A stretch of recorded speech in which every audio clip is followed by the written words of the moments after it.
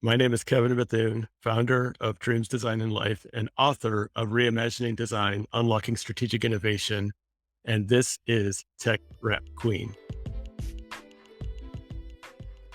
Energy, vibes, inspiration.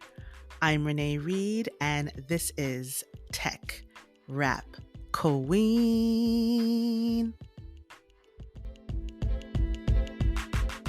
Welcome back to another amazing edition of Tech Rap Queen. Of course, it is I, your queen, the Renee, with another incredible episode.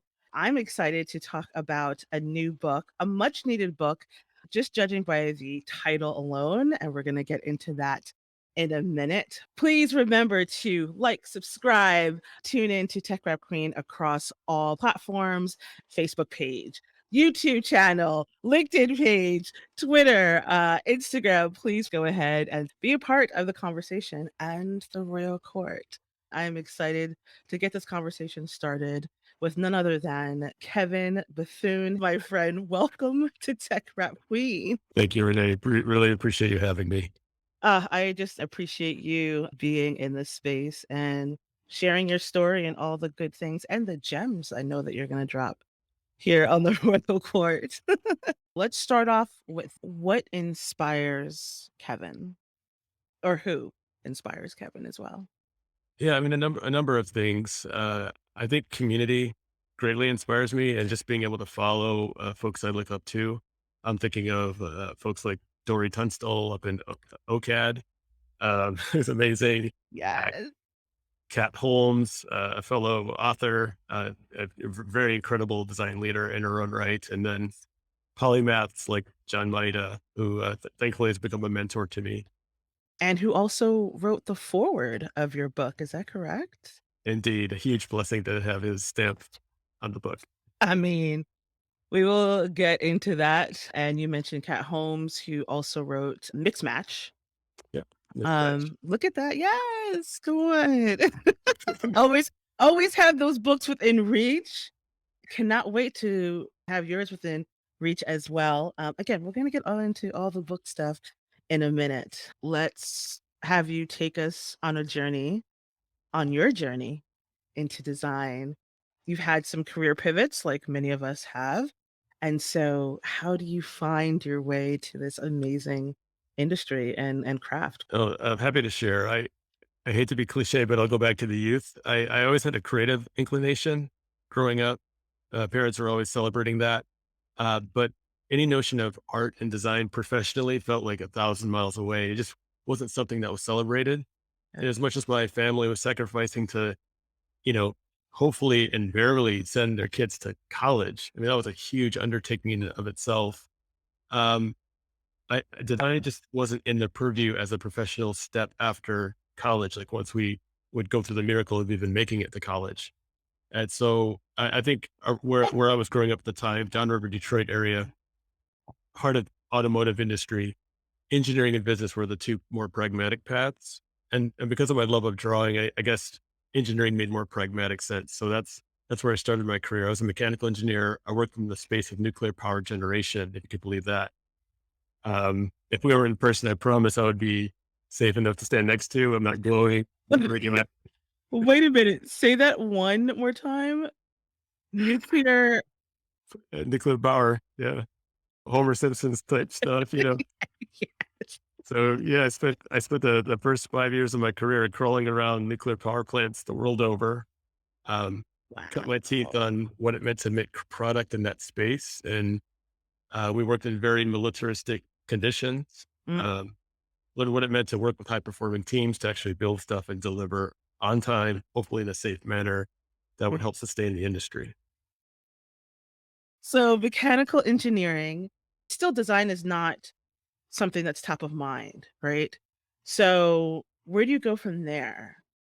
So through that work, a natural curiosity for business crept in because I didn't have any business courses really in undergrad, but I was wondering to have more license as a technology professional, I need to understand the language of business at least to understand how projects and products were sold, working with certain utilities. the commercial nature of things. I just lacked that acumen, but I wanted at least more license to understand how I could garner some influence Yeah. using my technical background, but also adding that business layer. And that led to pursuing ultimately an MBA to add that business layer. And then, I had 2 years in graduate study to take a fresh look at my career. And I think those old heartstrings from my youth around creativity started itching. And instead of going back to another engineering organization with an MBA, I said, you know what? I want to work for an organization that has creative faculties on top of the strategy and on top of the technology. And let me look at those companies to see if I could, find a way in. And eventually, you end up at Nike, just a small company doing, a little bit of design here and there. Just a little bit. Yeah, talk to the real court about, the Nike journey. Yeah, just very fortunate to have had that as my next step. So I graduate. I joined the business planning function in sort of Mm, the corporate planning group of Nike, supporting the senior executives upstairs in the C-suite with a lot of the financial and operational roll ups of how the company was doing. It was filtering through my group. And it was a great environment to just really lock in the language of business and how we dealt with Wall Street, how we dealt with investor relations matters, how we supported the senior executives and how they talked to Wall Street. If that was the MO of the job, and it really anchored the business knowledge I had just garnered. Um, but at the same time, the product person from within wanted to figure out where was the product, where was the cool innovation happening across Nike, and thus the desire to just start talking to people, meeting people, and copy chats eventually turned into stretch assignments turned into opportunities to join the product organization. And once inside the product organization, after a couple of years, I saw design for the first time formally, working next to engineering, working next to product and business planning. And that just lit my curiosity afire. Let's talk about stretch assignments. I know so many people are, looking for their next step in their career. Yeah. In a coffee chat, when you're trying to meet folks, perhaps in a department that you might want to maybe work for one day, um, it's really tough to get to know a person in that 10-minute conversation. And they could just sort of mentally move on, and they might see your title and say, oh, it's cool that we met, had coffee together, but you're a business guy. You're just a numbers person. Nice chatting. Bye. Right. But I would say one out of every 10 of those conversations, I would feel a door slightly opening ajar. And there was a moment to say, actually, would you mind if I, you know, play the numbers role for your team where you don't have perhaps an MBA person in your team that can help rationalize the product work that you're doing? Let me see what I can do to be helpful, and I'll do it for free because I want to learn about your team and your organization, and then it gives you a chance to see what I can do, and let's just try it. Come on, leveraging the skills that you already have. I think a lot of people try to jump to, I want to learn all these things. And that's kind of where it gets a little bit harder. But you presented your assets Mhm. as a way to couple with the learning. Brilliant. And just of those little things that people can miss, right? Like, what's the value add that you can bring to this team with what you already have? Like, don't discount that. Totally. One anecdote I share in the book was the one person that gave me my real first shot to sort of have that stretch assignment opportunity was a man by the name of Albert Shum, who's now the CVP of design at Microsoft. But at the time, he was at Nike, and he sort of sat in this small group. And he was like one of the very few hybrid business design sort of thinkers in the company. And he was like, yeah, come on board. Let's do some work together.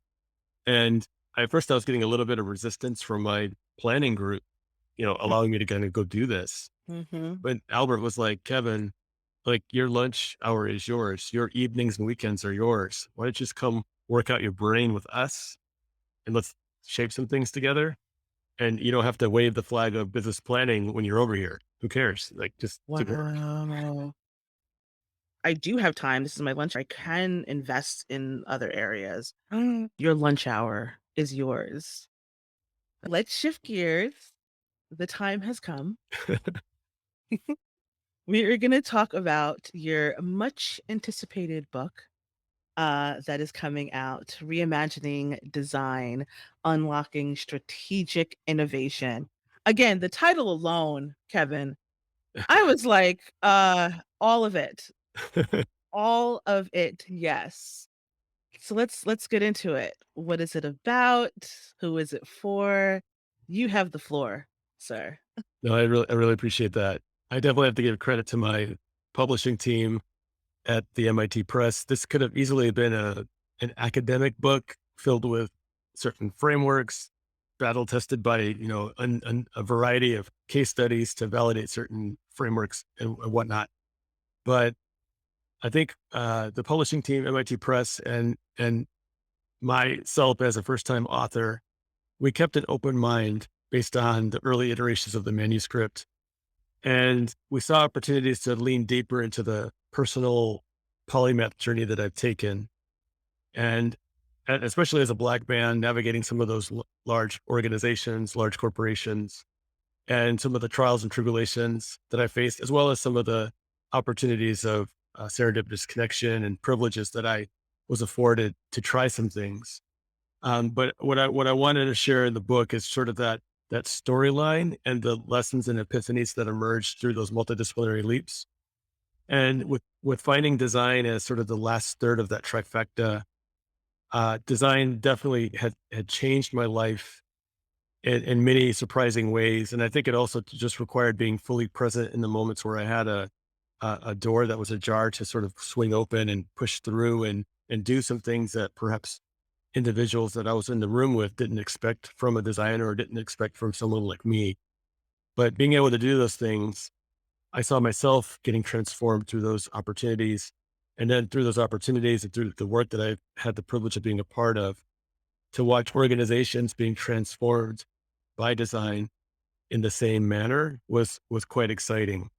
But at the same time, still not easy. And that for every step forward, there was a need to educate 10 times to be able to take a step forward. And over time, it becomes like educating 5 times and then 1 time to have the confidence and credibility of the organization to trust design to do certain things. So all these things sort of wired together in a narrative that I thought would help individuals as they think about their career path, but also organizations as they think about how to transfer themselves to be more relevant to the stakeholders they profess to want to serve. And then I would say the last thing about the book is that diversity ends up being a very important undercurrent or thread through every chapter of the book, because ultimately the next generation of design studio or innovation studio better, at least at a very minimum, be representative of the beautiful mosaic that is the world. And unfortunately, when I look into many of those organizations, it's not the case. It's abysmally of certain demographics of folks. And I want to shine a light on that, lend voice to that. And again, that's another reason why I thank you for having me on this podcast, is because more of our voices that haven't necessarily been amplified, this book provides a platform for us to get these voices out. First of all, huge congratulations. Thank you. MIT Press, first book out. I mean, come on, Kevin. Like, not like a little small mom and pop, shop. Not that there's anything wrong with it. Not Yep. that there's Yep. anything wrong with that. Shout out to my self-publishers, all that good stuff. But my goodness, to come out the gate with a book published and supported by MIT Press, all the props there. Thank you. Um, and I love when you were talking about, how the manuscript started from and like eventually how it evolved, and to be able to have your voice in this way to talk about design and strategy and innovation. How much of this book encompasses your experiences, what you've seen through business, through engineering, executing in this world as a studio? How much of the book is Kevin? If you were to ask me when I landed the contract with MIT Press, I might have said you might get 20% of Kevin, 80% of frameworks and case studies, very much an academic exercise, very much proving theory around Mhm. design. But again, when I've submitted the final manuscript, I have to be honest, I wept when I turned that last thing in, when I had my final chance to submit it, because it ended up being 80% Kevin, 20% of perspectives, and I would say loose frameworks that someone could easily customize for their individual career or for their organization. There's some loose rubrics that you can make your own. Okay. That was the final spirit of what we submitted. And you do get a lot of Kevin. I think compared to, past talks that I may have given on behalf of XYZ company, like this book for the first time, it finally is my voice, pure and unfiltered. Did someone approach you and say, "Hey, Kevin, you should write a book," or is it something that you've wanted to do for some time? Like, why this book, this topic at this time in your career? I think probably I started mulling it when I was within the BCG ecosystem as part of our digital ventures platform. And, we were thrusting design into spaces that hadn't necessarily understood the power of design. But thanks to BCG, we were in the C suite in many of your top global enterprises the world over. But being able to showcase what was possible, getting up from an executive chair around the conference table and heading over to the whiteboard and sketch some things and show the executives like what we could do for their business using design as a lens. Um, but again, it wasn't easy to broker those things, to garner that evidence, to have the permission to kind of squeak ourselves into the conversation and show Mhm. what design could do. Um, And I think thanks to BCG also, they very much drive a culture of eminence. Like the consultants are always sharing what they're learning on certain cases by writing articles or giving talks to conferences. So there was something to that notion of writing in that culture that stuck with me. And because I had so many cycles of having to educate to do anything to show people the way, it was like, well, I want this to be easier for myself as a business owner. So let's give some you know, customizable toolkits, some perspective for people by writing a book. So good. I've actually been really surprised, little sidebar, really surprised about a lot of the big consulting firms, their design arm, and how they've been doing that. I Mhm. was just like, where did this come from? Like, implementing design thinking and all these things, and I was like, "The consult? Wait, what?" Yep. Yep. But it just makes sense because they can couple it with their strategic, wheelhouse and things like that. It's brilliant. Yeah. Thanks to digital, you can thank digital for that. I think in that, um, it's one thing to go on a strategy journey for a number of months and then hand those ideas over to a design firm for another set of months. And then a implementation firm, let's call it that, for, months, if not years to develop anything, even a prototype. Like Right. companies can't afford to wait that long for a waterfall driven process. And every partner that had the luxury of whispering in the ear of the CEO, they better be an integrated partner to be able to build what they're recommending. That's right. So that's where That's we right. are now. The book comes out March 8th, Correct. but people can pre-order now. Okay. Absolutely. Where can they pre-order the book? You can find it on all your favorite bookshops and marketplaces, thanks to the power of MIT Press's partnership with Penguin Random House. But you can also go to Kevin Bethune hyphen reimaginingdesign.com. And that's where you'll see my author page for the website. And it gives you all kinds of pre-order options, whether you like Amazon or your local bookstore. There's a channel for you. And we'll have all of this in the show notes as well, Royal Court. Don't you worry. Get a copy of this book. March 8th, is there any significance in that date for you? Oh, not really. Actually, the first date that we were slating for was February 22nd, 2022. Ah, come on, two, two, two, two, two, two, two. Yes. We were, but But with all the supply chain issues affecting the publishing space, it's kind of moving around a little bit. Yeah. Okay. I always like to ask just to see, like, a lot of things I that would be something I would do, like, "It's gonna be on this date, it's gotta drop because of some significance. It's a full moon in my sign. That's why we have to drop it on this date." I'm glad I didn't get a tattoo. Right. What are you most excited about in this release of this book? What are you hoping is gonna happen? It's a good question, and I think your question ties to what you mentioned earlier. Who's this book for? Right. By the title, you might think it's just for the designer, but honestly, this speaks to non-designers and designers alike. Non-designers that could run adjacent to design, and maybe they've had some exposure to design thinking and whatnot. This book is also to mid-career professionals coming from business, engineering, or design that might have curiosities for other disciplines that run adjacent, and maybe they want to try some experiences outside of their lane. This is also for students when they're thinking about like how are my skills going to be used out there in the workforce. This can give you some tips to navigate. And I also write this book for anyone that's felt like the other. I can speak for my experience as a Black man navigating corporate America, and that sometimes the experiences aren't pleasant. There's a lot of resistance, obstacles that perhaps other groups of people don't have to face. So I just want to shine a light on that. And I'm careful to only speak about my experiences because I don't want to assume about someone else's.